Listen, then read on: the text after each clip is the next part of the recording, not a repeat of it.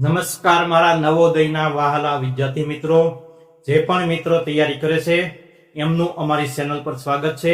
જે પણ લોકો અમારી ચેનલના વિડીયો જોવે છે એ બધાનું પણ અમારી ચેનલ પર સ્વાગત છે. કોઈ પણ પ્રકારની પરીક્ષાને લગતી માહિતી જોતી હોય તો મને તમે પૂછી શકો છો, હું તમને બધા જ સવાલનો જવાબ આપીશ.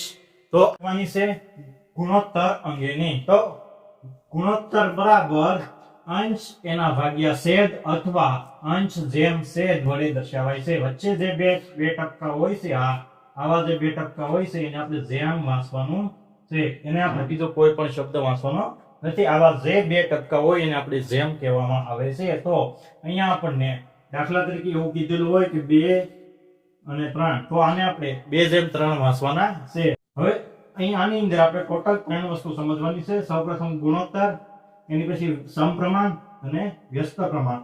એના આધારે બધા દાખલા આપણે ગણવાના થશે.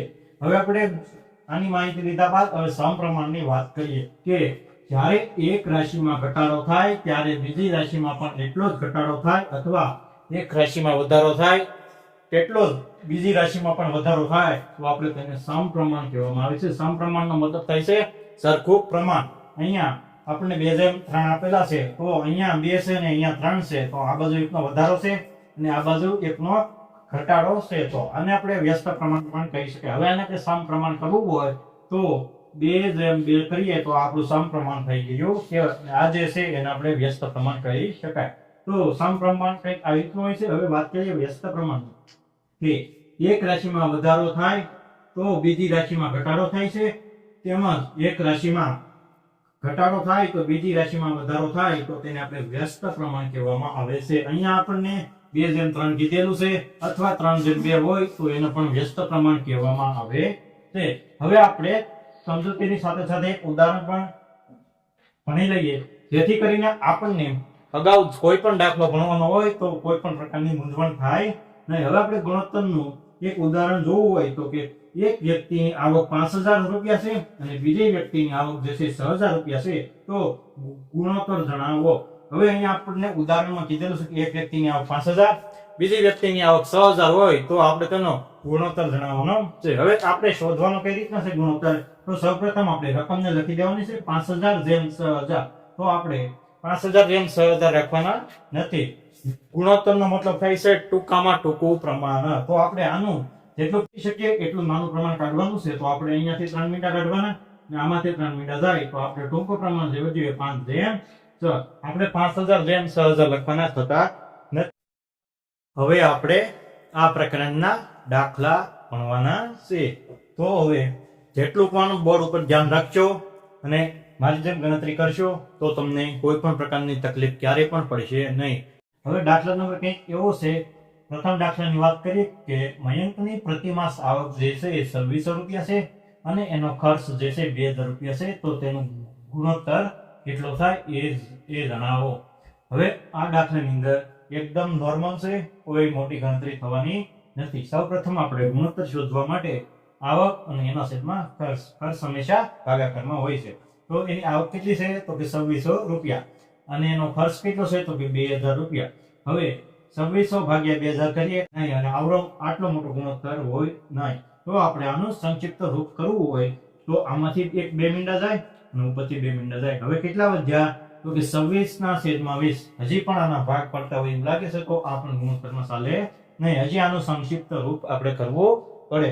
તો 26ના 2 ભાગ પાડીએ તો 13x2 અને 20ના 2 ભાગ કરીએ તો 10x2, તો 2 જાય તો 13/10. હવે આના કોઈ ભાગ પડશે નહીં. તો 13/10 અથવા 13/10. તો આ બંનેમાંથી કોઈ પણ એક ઓપ્શનમાં આપેલો હોય તો તમારે ટીક કરીને વિભાવવાનું છે. આ બંને ઓપ્શન હોય તો સાચા છે. હવે દાખલા નંબર 2, 5 રૂપિયા અને 50 પૈસાનો ગુણોત્તર કેટલો થાય?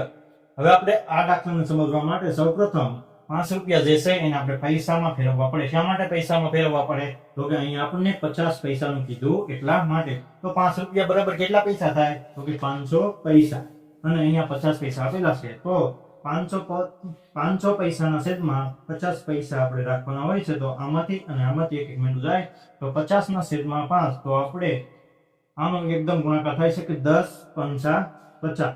છેદમાં કાંઈ ન હોય તો 1. તો આને આપણે 10/1 અથવા 10/1 કહી શકાય. તો આનો ગુણોત્તર જે છે એ 10/1 અથવા 10/1 થાય છે. હવે દાખલા નંબર 3 કે એબીસી નામના 3 વ્યક્તિ છે અને એની કુલ આવક જે છે 9,861 રૂપિયા છે અને આ ત્રણેયનો ગુણોત્તર જે છે એ 3/11/5 છે. તો બી ના ભાગે કેટલી રકમ આવે એ શોધવાની છે. અહીંયા બી ની જગ્યાએ એ પણ આવી શકે, બી ની જગ્યાએ સી પણ આવી શકે અને આ કોઈ પણ બંને પણ આવી શકે. તો આવી રીતના પણ આવી શકે છે. તો સૌપ્રથમ એબીસી બરાબર અહીંયા આપણે જે 3/11/5 આપેલા છે એની પાછળ આપણે x લગાડવા પડે જેથી કરીને આપણને દાખલો ગણવામાં સરળતા રહે. તો a જેમ b જેમ c બરાબર 3x + 11x + 5x બરાબર ત્રણેયની રકમ 9,861 થાય છે. આ ક્યાંથી આવ્યા 3x 11x? તો આ જે આપણને પ્રમાણ આપેલું છે એની પાછળ આપણે x ધારવાનું છે. તો 3x + 11x + 5x બરાબર 9,861. તો આ ત્રણેયનો સરવાળો કરીએ તો આપણને મળશે 19x. તો 19x બરાબર 9,861. તો b બરાબર 11x છે. તો 11x બરાબર કેટલા? તો આપણે ત્રિરાશિ મૂકવી પડે. તો 9,861 એના ગુણ્યા 11 અને એના ભાગ્યા ટોટલ 19. તો આપણને 5,709 જે આવે છે રકમ એ b ના ભાગે આવે છે. તો 5,709 રૂપિયા જે છે એ b ના ભાગમાં આવે છે. હવે દાખલા નંબર 4 કે એક જગ્યાએ કુલ સ્ત્રી અને પુરુષ સભ્યો જે છે એ 42 લોકો જાય છે. એનું જે પ્રમાણ આપેલું છે એ 4/3 છે. તો આપણે સ્ત્રીની સંખ્યા કેટલી છે તો એ શોધવાનું છે. કોઈ એક જગ્યા છે ત્યાં ટોટલ સ્ત્રી અને પુરુષ ભેગા થઈને 42 સભ્યો જાય છે. એનું પ્રમાણ 4/3 આપેલું છે. તો આપણે કોઈ એક એટલે કે સ્ત્રીની સંખ્યા કેટલી થાય એ શોધવાની છે. તો સૌપ્રથમ આપણે અહીંયા જે આપેલું છે પ્રમાણ એને આપણે x લગાડી દેવાનું છે. તો 4x + 3x બરાબર ટોટલ સભ્યો એટલે કે 42. તો આ બંનેનો સરવાળો કરીએ તો આપણને મળશે 7x બરાબર 42. તો 3x બરાબર કેટલા? 3x શા માટે? તો સ્ત્રીની સંખ્યા દીધી. તો આપણે અહીંયા આ જે આપેલું છે પ્રમાણમાં 3 એ સ્ત્રીની સંખ્યા દર્શાવે છે. તો 3x બરાબર કેટલા? તો 42 ગુણ્યા 3 એના ભાગ્યા 7. તો આપણને 18 સ્ત્રીની સંખ્યા મળે છે અને બાકીના જે વધ્યા હશે એ બધા પુરુષો હશે, 18 સ્ત્રી હશે. તો આવી રીતના ગુણોત્તરના દાખલા હોય છે. એ એકદમ સરળ છે, એકદમ સિમ્પલ છે. તો ખાલી તમારે બોર્ડ ઉપર જ ધ્યાન આપવાની જરૂર છે જેથી તમને કોઈ પણ દાખલામાં તકલીફ નહીં થાય અને સંપૂર્ણ ચેપ્ટર એકદમ આસાનીથી આવડી જશે.